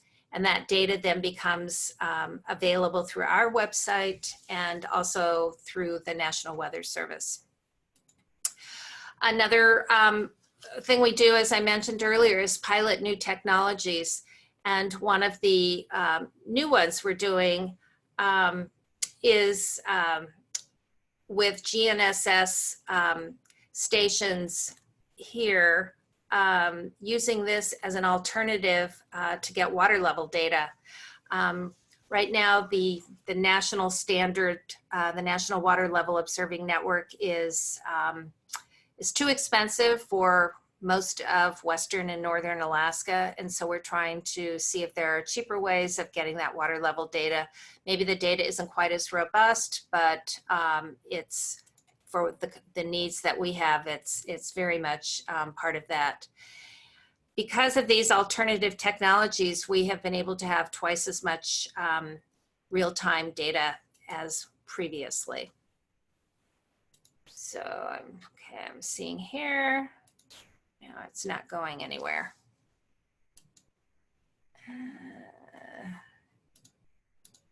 Okay. So as I mentioned, we do a lot of facilitation and collaboration. So we host the Alaska Ocean Acidification Network, the Alaska Harmful Algal Bloom Network, and the Alaska Water Level Watch. And in these capacities, we convene working groups, workshops, help set priorities for observations, for outreach, for education projects. As I mentioned, the Alaska Water Level Watch is one where we are incorporating all of the water level data into a data portal. And this includes the really high level NLON data, as well as historic data, as well as non-real-time data, such as bottom-mounted pressure sensors and other kinds of data. From this, we're doing QA/QC of all of the data using the Quartod data QA/QC process. And you can see then we can show which data passes all of the tests, which ones are suspect, which ones fail the tests, and where we're missing data. And we're doing this with all of our sensor data. For the Harmful Algal Bloom Network, we're providing, working with our partners on shellfish advisories and incorporating data that they are collecting at local and regional levels here in Cook Inlet, on Kodiak Island, and now starting on Western Alaska. And then we can provide data like this, which is in Wrangell, Alaska, comparing phytoplankton, shellfish biotoxins, bringing in other kinds of data that might be of value into a single database and product. The Ocean Acidification Network does a lot of work engaging with communities, supporting 6 working groups. The group coordinates research and monitoring in the state. We share best practices and do a lot of communication and outreach. So our data center is federally certified. It is the largest one in the state of Alaska. You can map data, there's a catalog, you can view data, and it follows all of the FAIR principles, and it's all readily accessible. The Arctic Data Integration Portal is a subset of that larger data portal, and is focused specifically on Arctic data assets and products, things like the historical sea ice atlas, daily sea ice extent and concentrations. This is AIS vessel tracking data, research assets that are in the Arctic, so Arctic specific kinds of data. Okay, let me see here where I can get out of this. We also provide data management and end products for a lot of other programs and Arctic projects. We've done a project with the Arctic Domain Awareness Center and the Department of Homeland Security on using AIS vessel tracking to prioritize where bathymetric charting should occur. We're doing a project modeling Western Alaska storms, trying to develop a forecasting capacity for storm forecasts, working with the National Academy of Sciences on oil spill risk assessments, working with the offshore oil and gas industry to house their data as well. This allows us to do some, provide some visualization tools and customizable data views, such as here we've got Bering Sea species richness, which is a biodiversity parameter, and sea surface temperature, and start seeing what are the differences and how you can compare and query and start analyzing some of that data. The data is also used for things, oops, where did I go? I'm not going backwards now. Now I'm not, okay. You can also look here with the fishery management plan for the Alaska Arctic, which is this area in here where no fishing is allowed. And we're doing a lot of data integration for this area in anticipation of possible consideration of future fisheries, commercial fisheries. This is our historical AIS database, vessel tracking database.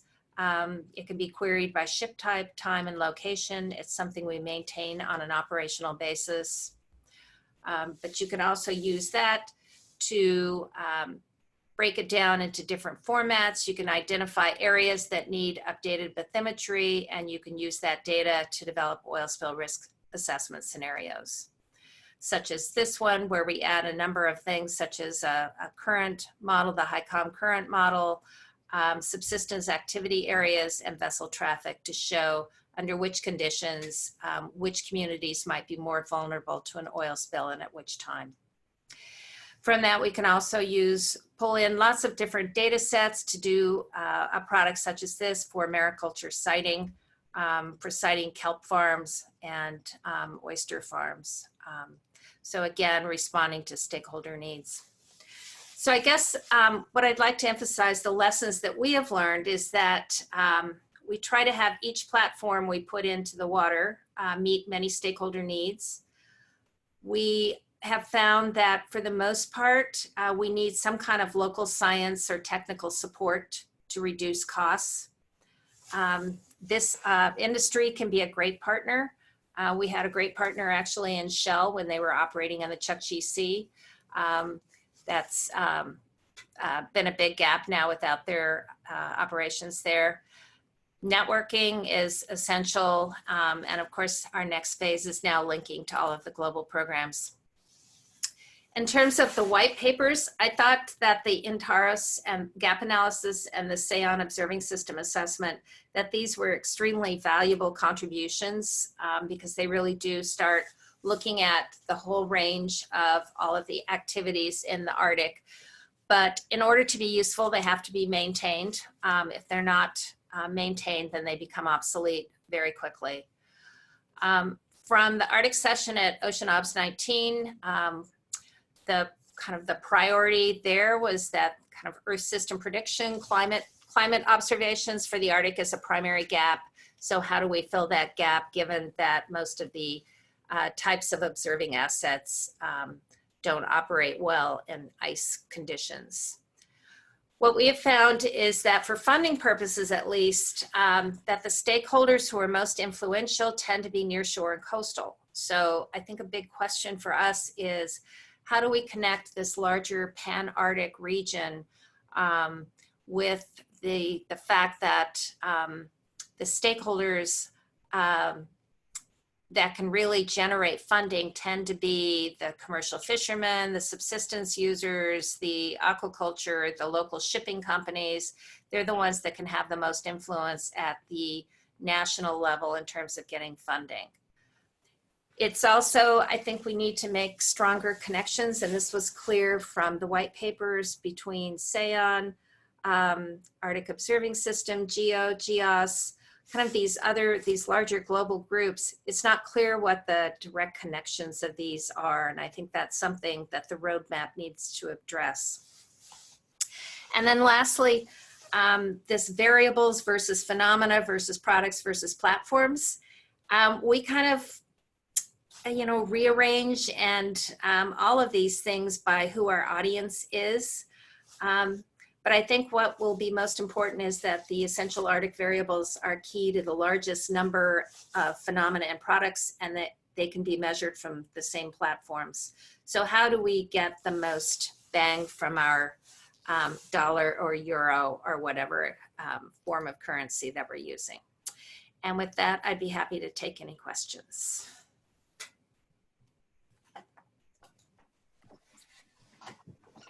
Thank you, Sandy. Any questions from the audience? It's Molly, not Sandy. Sorry, Molly. It's Molly, not Sandy. That's okay. I usually get confused with Kathy's, not Molly's. It looks like Peter has his hand raised, so I'll let him go first, but I have a question also, Molly. Okay. A great presentation, Molly. You brought up one fundamental issue that I see since a long time in the observing philosophy, going by grid and variable versus going by theme, process, phenomenon, whatever you want to call it. And I always thought that moving from rigid grids to observing systems based on needs, based on phenomena that need to be understood, such as algae blooms, to take just one example, is actually the right approach. Also bridges better to SBAs and to stakeholder needs. How can that actually be done while you are still keeping a key set of nodes with variables that are sort of collected all over the globe intact? Is that difficult for you to do, or is that something that falls out naturally from what you're doing, where you sort of shift the focus from within an area, depending on where the algae bloom goes, your sensors have to follow that. Can you still sort of maintain some, nodes that would give you the baselines, the long-term time series? Right, that's a good question, Peter. I would say our program is a mixture of both. So our long-term kind of time series data would be, for example, the Seward line. It's the longest time series in the state of Alaska. So we contribute to that. I would say that a good number of policymakers, et cetera, don't know that exists, and they're not aware of it. They don't use that data. and yet that data is used in indirectly for fisheries management and lots of other things, but it doesn't make a very strong connection to a larger user group, but the science community knows its value. So that's kind of sacred, if you will. These ecosystem observatories that we're creating, the moored observatories, we have one in the Chukchi, one in the Gulf of Alaska, and we're creating 2 in the Bering Sea. Those will be year-round time series. And again, they don't provide direct data to like a harmful algal bloom forecast necessarily, or to a, they do have ocean acidification data on there, but there are some core data sets that we kind of hold sacred, that no matter what, we're going to keep doing. So, but those also are subject to review every 5 years. Do they still have value? But once you've been doing something for 40 years, it's hard to give it up. So, but that's a communication problem too. And I think it's the communication problem that we have at the global level and at the Pan-Arctic level, because who are those stakeholders for those longer term observations? And who is the community speaking on their behalf, saying we've got to keep these going, we have to keep funding these? Who is that? And if it's just the science community, I think ultimately that's very hard to sustain.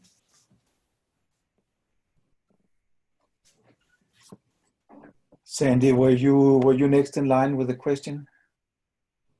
I'm not sure. I actually can't raise my hand as a co-host, so Okay. that was one of the things I learned. Molly, thanks. That was great. So in looking at your talk and from some previous discussions, one of the points you've raised is the necessity of doing a better job of connecting observations of the nearshore environment with the big basin, kind of deep ocean observations, and I think part of that is also sort of lining up the kind of stakeholders for that as well. Can you describe some areas where AOS would like to see some progress on that point in particular? And since no one else has talked about the UN decade, maybe you could weigh in on the role that you think the UN decade might play in bringing some greater coherence to this work. Well, I think that in answer to the first question, number one might be what we are finding, for example, in the Beaufort and in the Chukchi, is an increased number of storm events with high waves, high water levels. So as ice recedes even more during the year, I think connecting waves, currents, kind of ocean movement, I think would be a really valuable kind of larger connection between the near shore and the larger basin levels.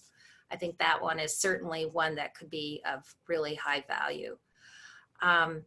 The tracking of transport of marine mammals, fish, invasive species, marine debris, you know, kind of that particle tracking as well throughout the Arctic basin, I think could also be of value, because that has both a near shore impact among a lot of the regions. In terms of the UN decade, I would say that we want to be transactional. So we want to be big picture, but what is something that we could actually accomplish in 10 years? And I think certainly one of the big things would be to really, how do we bring the Arctic up to the standards of the rest of the globe in terms of Earth system predictions, and kind of those climate observations would be a key challenge to us. Number one. And then number two, one of the things we have done for the IUS program as one of our kind of UN Decade Grand Challenges is to develop a robust ecosystem prediction forecast. And what we have found from most of our stakeholders at the community level, at the local level, is that they don't just want to know what is happening now or what happened last season. They want to know what is going to happen this summer and next summer. They want short-term, near-term forecasts. And so one of the things we're taking on as a challenge is how do we start developing some of those ecological forecasts in a way that can meet multiple needs in near real time, or at least at the seasonal or sub-seasonal level. And that's something I think that the entire Arctic could benefit from a real focused effort on that, because that will affect your marine mammals, your fish, your seabirds, kind of everything going on biologically. It affects food security. It really affects a lot of the stakeholders in the Arctic region. That answer your question, Sandy? Yeah, it did. Thank you. I think next in line with the question is Helen. Good morning. Thanks, Molly. That was great to see. I had a comment, a question, and another comment, I think. So the first one is just, you were using a term that I hadn't seen before, and I just wanted to see if I'd understood it. You talk about build-out plans. Is that like an implementation plan that's limited or framed by the amount of money that's available? Yes, it's aspirational. It's kind of our goal. If we had X amount of money, what would we do and how would we build out our system? So yes, and it shows what assets, what products, what models that we would like to do within that 10-year time frame. Okay, thanks. The other comment I have is I'm struck, and others were talking around this as well, is your observing program is so focused on stakeholder needs, the strong links as to stakeholder needs and whatnot. And I was going to ask, and then I saw you mention it as well, how do you bridge from those strong stakeholder regional driven observing needs to the global observing needs, like global ocean acidification networks and things like that? And you mentioned that that's something that's going to be worked on or considered, but I just thought that that would be an interesting comment. Yeah, and I think the key effort right now is that, for example, ocean acidification is a perfect example. So the global Ocean Acidification Network is co-chaired, one of the co-chairs is my counterpart for the Pacific Northwest, Jan Newton. And so she is aware of all the IUS activities for ocean acidification and is making sure that we complement the global efforts. And a subset of the data collected, OA data collected in Alaska waters, goes into the global database. So that's our connection there. Similarly, for the harmful algal, there's an emerging harmful algal bloom, global harmful algal bloom network, and we are connected there through Clarissa Anderson, who is my counterpart at Scripps in Southern California, and she is connecting us to that global effort too. So it's a lot of it is just making sure that our data is of similar quality and can be integrated into these global databases. And then sharing, I think, of best practices, of lessons learned, and things of that nature.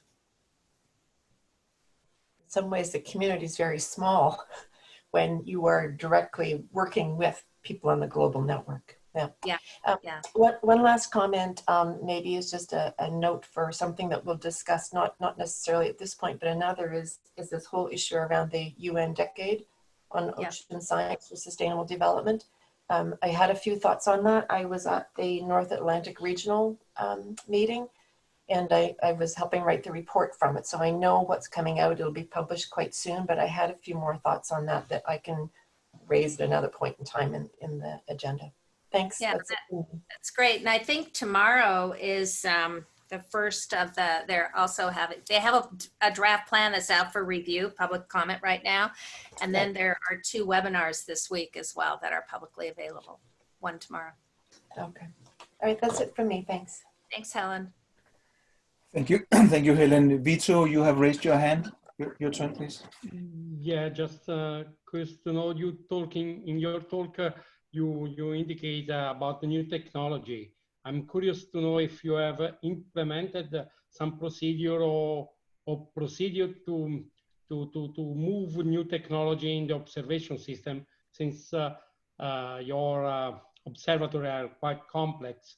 Which is the procedure, in which way you operate to introduce new technology in your observing system, consider the long-term perspective? Yeah, well, one of the ways that our national IUS program does this, we have the Ocean Technology Transfer Program, and it's a competitive program for soliciting technology transfer ideas that are almost ready to go operational. And in order to get funded, they have to have an operation, one of the regional observing systems as an operational partner that agrees to operate that system, assuming it is successful. So that is one of the ways that we try to ensure that it goes from research to operations, is through that funding mechanism.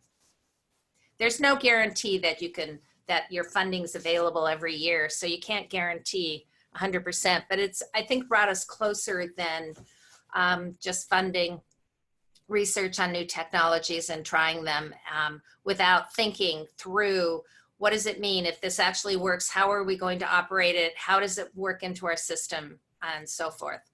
And I think the GNSS water level systems is a perfect example of that, because we have piloted these and we have built them now into our operational development plan for water levels. They are actually built into our build out plan for implementation plan for the water level observing system.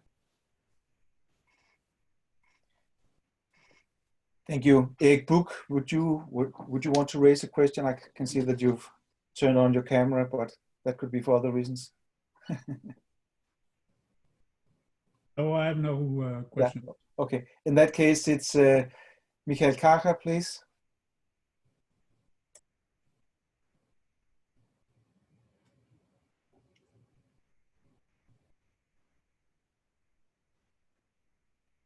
Yeah, hi. Thanks a lot, Molly. That was a really impressive presentation about what you're doing at AOS.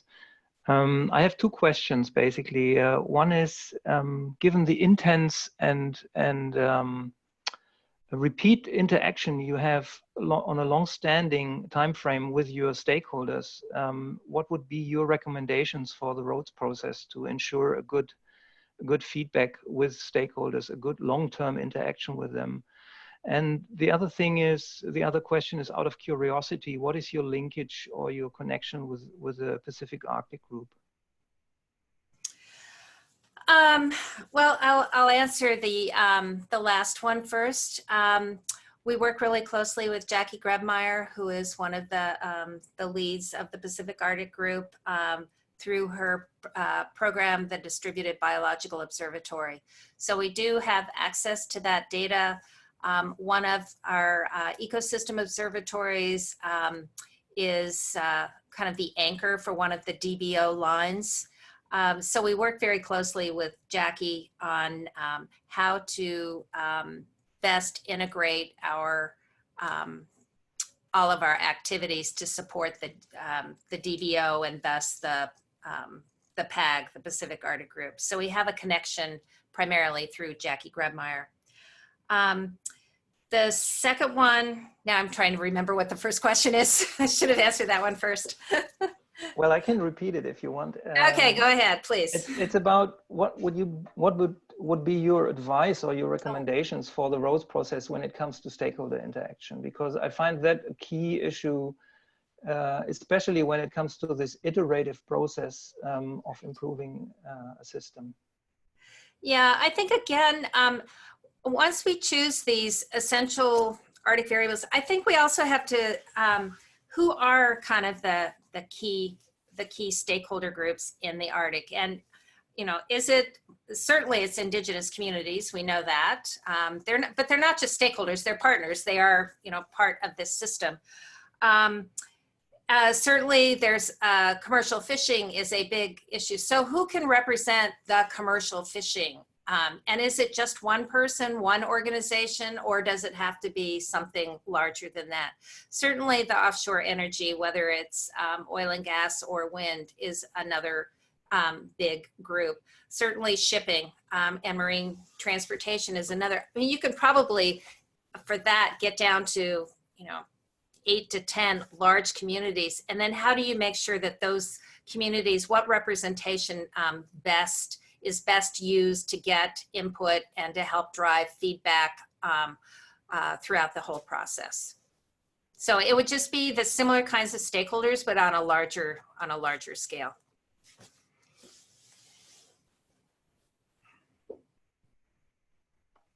And Peter, sorry, Michael. Thanks. Yeah. Sorry. I understood that you now were referring to the kind of stakeholders, but I was even more interested in how you ensure the long-term involvement of those. We make a lot of, or we have a lot of difficulties in some of the scientific programs to involve stakeholders on the long term. That may be more an easier thing to do for an observing system which has a longer time frame. But still, I was just wondering if there are any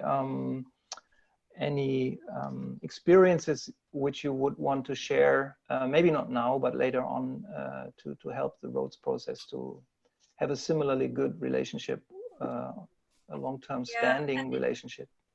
I think a lot of it is trying to figure out what decisions do these groups have to make, and how can our observing systems support those decisions and help that decision making, so that it's directly relevant and not just kind of peripherally relevant, but if it has direct relevance there.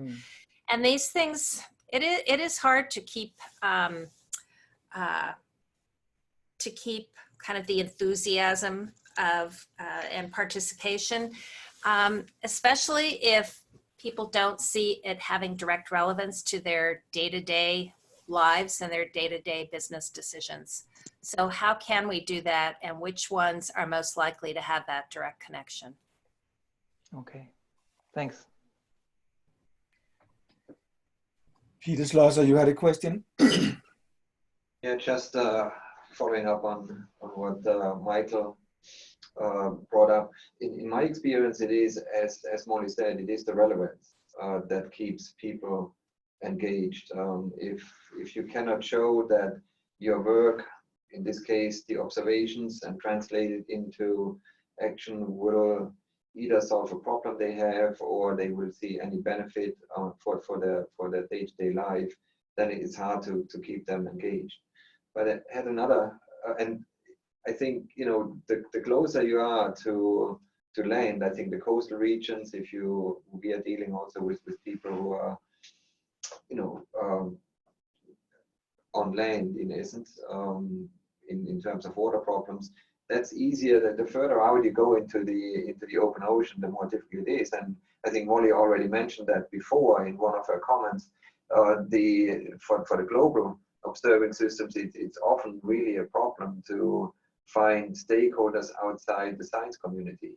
I mean, in an abstract sense, you always can find them, but it's not as immediate as in, let's say, coastal regions or in the transition zone between land and the ocean. But I had another very, very short question, that is, to which extent are you resource limited? I mean, you're working with apparently a somewhat fixed budget that you know, depends largely on NOAA, one agency. I know that there are some other contributions, but the core seems to come from NOAA. So to which extent is that a limitation? And if you would simply go by the design that comes out as the optimum design based on your interaction with the stakeholders and the philosophy behind AOS, what would be needed? Well, when I first started this program 17 years ago, all of the budgets, research and science budgets were on the upswing, and we were told that within 10 years, our budgets would be $50 million a year for each region. And then, you know, bam, reality hit. And we do a lot with a little bit. We cobble things together. It's, as I said, partners is the only way. I don't know, resource limitation, it's a big issue. I don't deny that. Are you facing sometimes situations where something seems to be absolutely pressing and necessary, but you cannot adjust your observing strategy or the deployment of sensors or adding new sensors because of budget constraints? Yes, because and this is kind of gets into that whole question about, I would say we are under pressure from, I would say, stakeholders to do more community observations on ocean acidification and harmful algal blooms, to do more local wave and weather observations, more local currents. I would say our largest stakeholder community don't appreciate things like the Seward Line ship survey, which goes out twice a year. They don't appreciate a lot of the glider surveys, and they don't appreciate the kind of those basic measurements, sustained observations. So far our board does. And in fact, we've had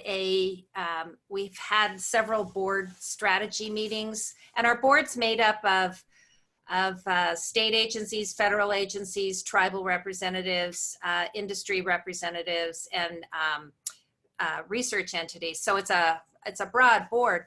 And we've had that discussion that they would support if things crashed and we really had to take things out of the water, they would support our data center, our long-term observations, sustained observations, and staff.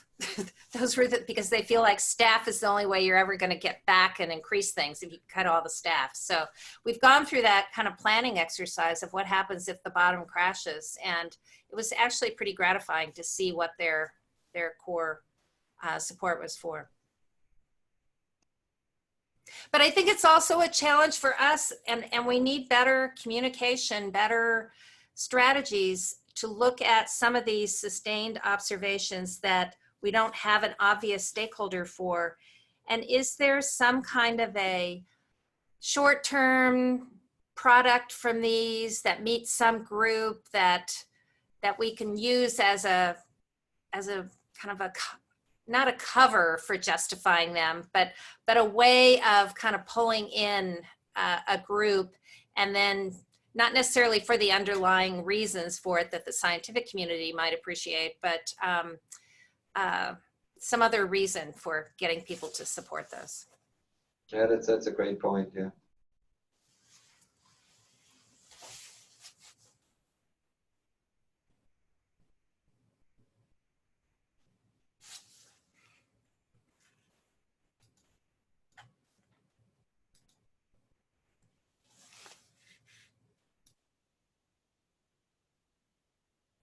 Jan René, you're muted.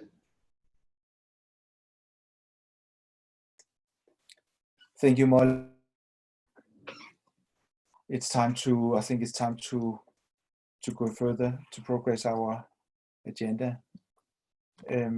We have now heard from regional initiatives that have an observing component. We are now going to ask Roddy Canito from WMO as a global initiative also to share with us some of the experiences that a large global initiative has on the process that we're discussing in terms of identifying and deploying essential variables. And Rodika. Good afternoon and good morning. Yeah, I'm here from Geneva. Hello to everyone. And you should now be able to share your screen so that we can see your screen. Yeah. Let me see which one I'm sharing.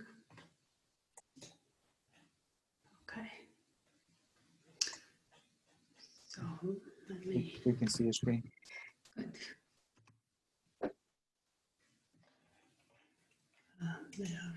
Okay. Okay. Thank you for the opportunity to share that from the experience in WMO regarding the definition of requirements for observations. And I really appreciate coming after some great presentations that actually which have raised a number of topics which I will address as well from the perspective of WMO's engagements. And just a second, I need to deal with some windows here. Okay. I'm going to try to stay within the framework of the questions posed to all of us today, and look at how the processes in WMO and specifically the rolling review of requirements and the integrated global observing system development could help the roads process with a focus in the Arctic, how WMO could collaborate with SAON in implementing the goals of roads. And also at the end, I will try to look at one specific initiative identified in the white papers, which is relevant to WMO.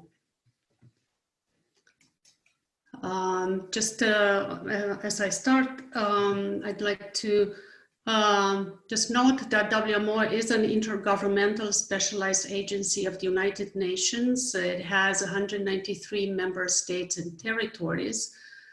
And the observing infrastructure is owned and operated by members. And they contribute to develop services and provide services on weather, climate, water, and related environmental requirements. WMO as an institution is actually a facilitator. As an intergovernmental organization, it has the regulatory, is a regulatory body. So for example, when it comes to real-time data exchange, it has the ability to set policy and facilitate its implementation. It also plays a role in terms of public policy. And later on, I'm going to come back to this point as well, because as we heard earlier, some of the aspects related to the real-time data access remain in many fields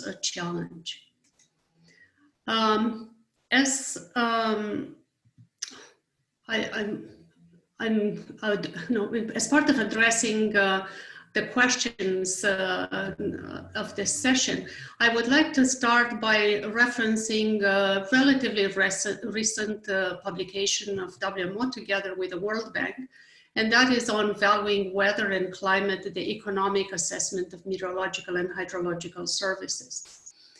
And the core of the publication is focusing on the components of the process along the value chain from observations to societal benefits, and recognizing that there are multiple contributors and multiple stakeholders along the value chain, and those need to be taken into account when when establishing the link between observations to societal benefits. And some of the earlier speakers mentioned about the communication aspects, the way how users actually utilize the information that is provided through various services. So I guess the first recommendation from the experience of WMO is to assess how and whether, and I guess Molly discussed some of these aspects quite well about the engagement, the understanding who else is involved, who are contributors, because in the end, when the link between observations and benefits is established, to actually provide the tangible results that are expected, there needs to be a broader engagement to account for the additional steps. WMO has established a rolling review of requirements process. And this has been identified as a mechanism to provide guidance to to members in terms of how to define one observing system that would be in practice utilized to provide data to multiple for multiple purposes. And for that reason, the core of the process are the currently 14, 15 application areas. As you can see, there are really not very next step following the assimilation of observations, whether it's the numerical weather prediction at global or high resolution, agriculture, meteorology, ocean applications, hydrology, and so on. So for each of these applications, there is a statement of guidance developed, which provides an assessment of the adequacy of, so first it identifies the observations necessary for the specific application, while the statement of guidance provides the assessment on the adequacy of observations to fulfill requirements. So technically, the rolling review of requirements process of WMO really links the observations to applications, recognizing that the next steps, taking the output of applications into products and services that are delivered to specific users to yield the societal benefits, are additional steps which are actually outside this specific process. The rolling review of requirements actually has facilitated within the WMO framework to provide guidance to members with respect to the integration, the integrated global observing system. And I omitted to say at the beginning that obviously having a global engagement, the activities of WMO cover the Arctic, the polar regions, as well as the other regions of the globe. However, the engagements are through the members, and the primary institution at national level are the national meteorological and hydrological services. But increasingly, recognizing the diversity of operators of observing systems, the diversity of information needed to meet emerging needs, as well as the diversity of observing systems, whether in situ, ground, or space-based. The observations of networks maintained by national meteorological and hydrological services are not at all sufficient to meet the increasing requirements or the evolving requirements of applications that I was mentioning earlier. One reason everyone faces a challenge is the scarcity of resources, and Molly mentioned about this as well. So the idea is to achieve actually synergies through integration. And in plain language, this really means that the integrated global observing system framework provides a mechanism for accessing observations that are available from other networks or from other institutions. In the end, the WMO framework providing the means for, and I'm going to show some of them in a second, such that observations from different providers could be integrated to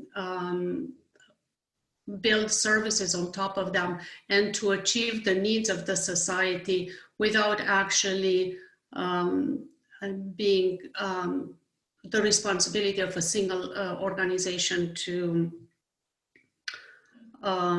operate the specific networks. So specifically, when I was mentioning earlier about the rolling review of requirements, what it actually leads to, populating observing requirements database, where the requirements related to each application area is actually, all the requirements are compiled in this database. And what is actually quite relevant for the earlier discussions is that the requirements are for observed physical variables. I'm going to compare in a second the rolling review of requirements with a GCOS essential climate variables. So in the WMO rolling review of requirements process, the focus has been on the observed physical variables, the requirements being defined in terms of uncertainty, stability, resolution, both temporal and spatial, observing cycles, and timeliness. The database, which is called Observing System Capability Analysis and Review Tool, or OSCAR, also includes a review of capabilities in space, in situ and space. And while RRR has a global focus, it could and would be happy to collaborate with the roads process to reflect, to assess the current requirements and to assess their validity for Arctic, from an Arctic perspective. This is just a snapshot of how one of the variables, the snow water equivalent, for example, is reflected in the OSCAR requirements database. As you can see, there is an indication of which application area or application areas the respective variable is relevant to. Then there are some specifics about the variable itself, whether the definition, the measuring units, the horizontal resolution units, and so on. And then the requirements defined for the respective variable by application. What we've learned more recently is that, and this is a process where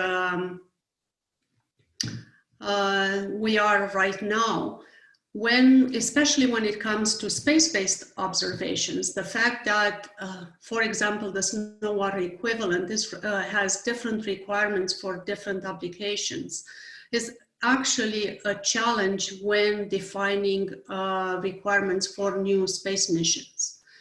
And one of the activities in the next 2 to 4 years, we would like to see, especially when it comes to cryosphere, the integration of requirements from different applications such that we can output one set of requirements for one variable, like in this case, nobody equivalent, that could help in advancing the technologies that could meet the requirements. And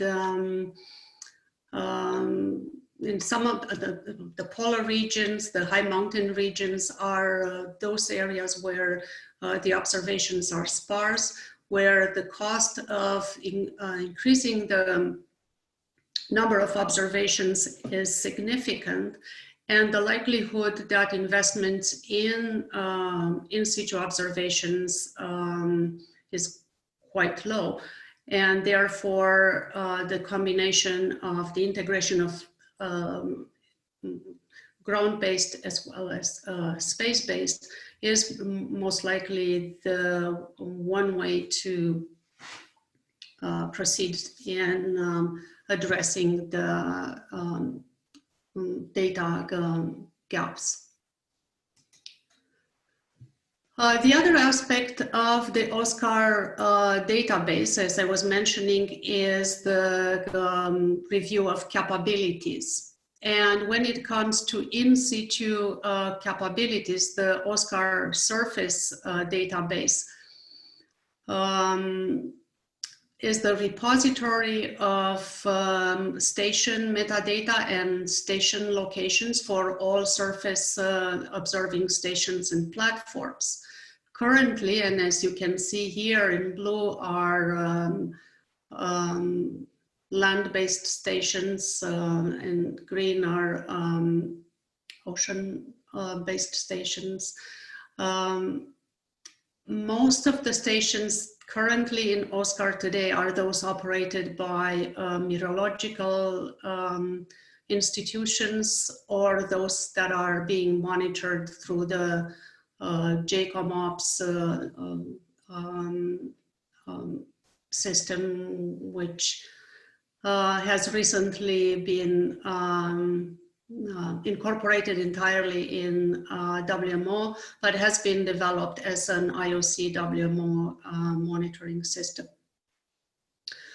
The desire and is through the WIGOS systems, through the integrated global observing system, is that the same platform could be used to identify and represent all observing systems, whether operated by part of operational programs, or whether part of research projects, such that with one tool, all available observations could be easily identified in terms of location, configuration, measurement, variables observed at the specific location, and have indications of where the data could be found, whether in real time, whether archived, and so on. So I know there has been some discussions earlier about the platforms, and systems for tracking and accessing observations. And definitely from a WMO perspective, we would be delighted if other communities beyond the traditional national meteorological hydrological services will be willing to use both to store their station information, and with it to be able to access it and utilize the information from OSCAR, which is freely available. I was